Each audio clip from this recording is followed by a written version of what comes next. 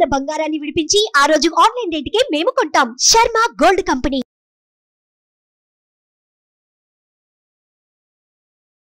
నమస్తే, welcome to Suman TV. నేను మీ యామ్ని. ప్రస్తుతం మనతో ఉన్నారు ప్రముఖ ఆధ్యాత్మికవేత్త సన్నిధానం లక్ష్మీ విశ్వనాథ్ గారు ఉన్నారు. ఆమెతో మనం మాట్లాడదాం. నమస్తే అమ్మా. నమస్తే తల్లి. అమ్మ, ఇప్పుడు తమలపాకు చెట్టుని ఇంట్లో పెంచుకోవద్దు అంటున్నారు, కానీ ఆ తమలపాకు అనేది ఏ శుభకార్యానికైనా మనం ఎక్కువ ఉపయోగిస్తూ ఉంటాం, ప్రతి కార్యానికి. అసలు ఎందుకమ్మా?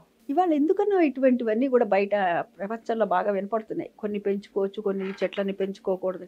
శుభప్రదమైనటువంటి తమలపాకు తీగ కదా, ఆ తీగని ఎందుకు పెంచుకోకూడదు? ఇప్పుడు ఉదాహరణకు నా ఇంట్లో ఒక పూజ అవుతుంది. పూజ అవుతున్నప్పుడు మనం గబుక్కున తీసుకొని 2 ఆకులు తాంబూలం పెడతాం కదా, 3 ఆకులు. అదేవిధంగా లేదు ఎవరన్నా మనం పూజ చేసుకుంటున్నాం, మనం ఒక్కసారి ఎవరైనా ఒకరు మన ఇంటికి వస్తారు. వచ్చినప్పుడు మన దగ్గర ఇవ్వడానికి చీరలు ఉండొచ్చు, జాకెట్ ఉండొచ్చు, పసుపు కుంకాలు ఉండొచ్చు, పండ్లు ఉండొచ్చు, ఒక్కలు ఉండొచ్చు, అన్నీ ఉండొచ్చు, పువ్వులు కూడా ఉన్నాయి. మనం ఏమనుకుంటాము, అయ్యో తమలపాకులు కూడా ఉంటే బాగుండేదే తాంబూలానికి అనుకుంటాం. మన ఇంట్లో గనక కుదిరితే తమలపాకుల చెట్టు అనేది మొట్టమొదటిగా పెంచుకోవచ్చు, తప్పైతే ఏమీ లేదు. ఎట్లా నియమాలను పాటించాలి అంటే, ఎప్పుడు ఈ తమలపాకు చెట్టనే కాదు, తులసమ్మ చెట్టనే కాదమ్మా, ఏ దేవతకైనా సరే, ఏ చెట్టుకి, పచ్చని చెట్లు ఏవైనా సరే, పూల చెట్లు కానీ, కాయల చెట్లు కానీ, పళ్ళ చెట్లు కానీ, ఏవైనా సరే, పచ్చని చెట్ల దగ్గరికి ముట్టు, అంటు, మైల ఇటువంటి వారు వెళ్ళకూడదు. పచ్చని చెట్లు మన గాలి వాటికి సోకకూడదు. పచ్చని చెట్లకి ఒకటి నియమం. రెండవ నియమం ఏమిటంటే, సంధ్యవేళ అయిపోయిన తర్వాత, చీకటి పడిన తర్వాత మనం వాటిని కొయ్యకూడదు. అవి పూలు కావచ్చు, పళ్ళు కావచ్చు, ఏవైనా సరే కొయ్యకూడదు. ఎవరికైనా ఏదైనా అవసరం వచ్చినా సరే అడిగారనుకో, రేపు పొద్దున్న రండి ఇస్తామనాలి. అంతేగాని మనకు కావాలంటే కూడా ముందే తెలుసు కాబట్టి ముందరే కోసి పెట్టుకోవటం, అంతేగాని ఏ రాత్రికో వస్తారనుకో అప్పుడు వెళ్ళి కోసుకోకూడదు.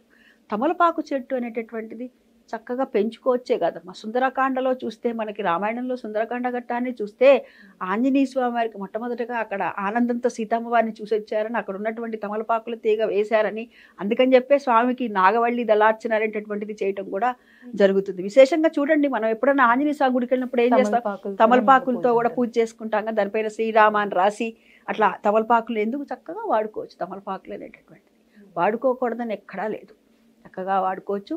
అయితే ఇంకొకటి కూడా, మీరు 2 ఇవ్వాలా 3 ఇవ్వాలా తమలపాకు అనేది, అంటే 2 అనేది ఈ మధ్య ఎక్కువ ఇస్తున్నారు. 2 పనికిరాదమ్మా, 3 ఇవ్వాలి. 3 ఆకులే ఇవ్వాలి. సత్వగుణం, రజోగుణం, తమో గుణానికి ప్రతీక. అందుకని ఏదైనా సరే 3 ఇవ్వండి రా అంటూ ఉంటారు. 2 ఆకులు ఇవ్వరు, 3 ఆకులు. అందులో తాంబూలం పెట్టేటప్పుడు కూడాను పళ్ళు ఏవైనా, మిగతా పళ్ళు అయితే కనుక ఒక పండు, ఒక ఉదాహరణకు ఒక యాపిల్ పండు, ఒక జామ పండు అనుకో ఒకటి పెట్టచ్చు, తప్పేం లేదు.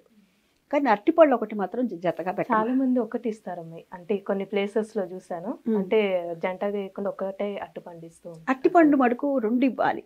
దానికి నేను అనుకుంటాను కారణం, అంటే నా వ్యక్తిగత అభిప్రాయం ఇది. అరటి గెల అనేటటువంటిది ఏముంటుంది చూడండి, ఎప్పుడైతే గెల వేసిందో ఆ తర్వాత ఏం చేస్తారు, కొట్టేస్తారు. ఆ గెల అనేటటువంటిది ఏమిటి, మొత్తము ఒకే దానికి ఇన్ని పళ్ళు ఉంటాయి. అంటే ఈ కుటుంబం కూడా అంతా ఒకటే, ఒకే కుటుంబంలో బోల్డు మంది సభ్యులు ఉంటారు కదా, కుటుంబ సభ్యులు ఉంటారు కదా. అప్పుడు నేను అనుకుంటాను, ఒకటి ఇవ్వద్దని మన పెద్దవాళ్ళు ఎందుకు చెప్పారంటే, ఈ భార్యాభర్తకి సంకేతం కావచ్చు, అందుకని 2 ఇవ్వండి, జతపళ్ళు అనేటటువంటిది ఇవ్వండి, ఎప్పుడు ఒంటరిగా ఉండకండి అని చెప్పడానికి సంకేతంగా అయి ఉండొచ్చు. అట్టిపండు మడుకు 2 ఇవ్వాలి, మిగతా పళ్ళు ఏవైనా సరే ఒక్కొక్కటి ఇవ్వచ్చు. తమలపాకు తీగలో మడుకు అనేక అనుమానాలు.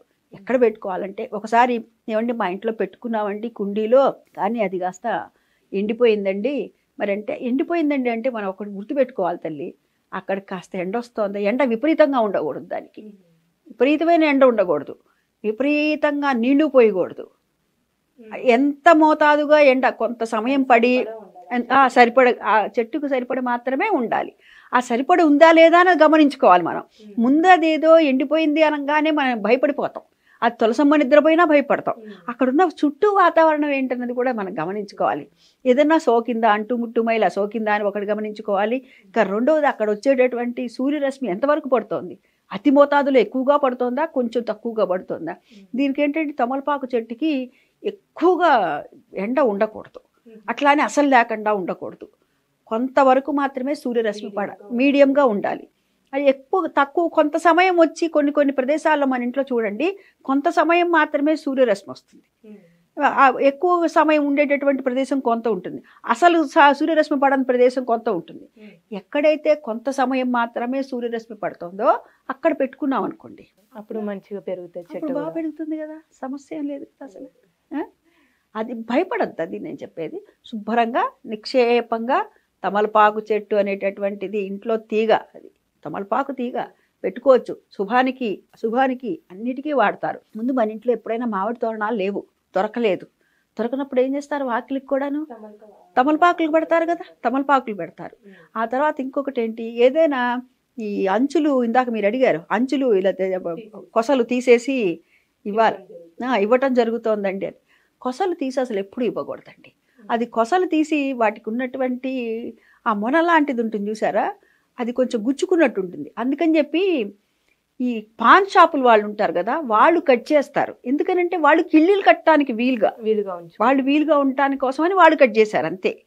అంతేగాని మనం ఎప్పుడు కూడా మనం కొసలు తీసేసి ఇవ్వకూడదు. ఇచ్చేటప్పుడు కూడాను తొడిమ మన వైపు ఉండాలి, కొసలు అవతల వాళ్ళ వైపుకు ఉండాలి. ఆ రకంగా 3 ఆకులు పెట్టి శుభ్రంగా తాంబూలం ఇవ్వాలి. చాలా చక్కగా తెలియజేస్తారమ్మా, ధన్యవాదాలు.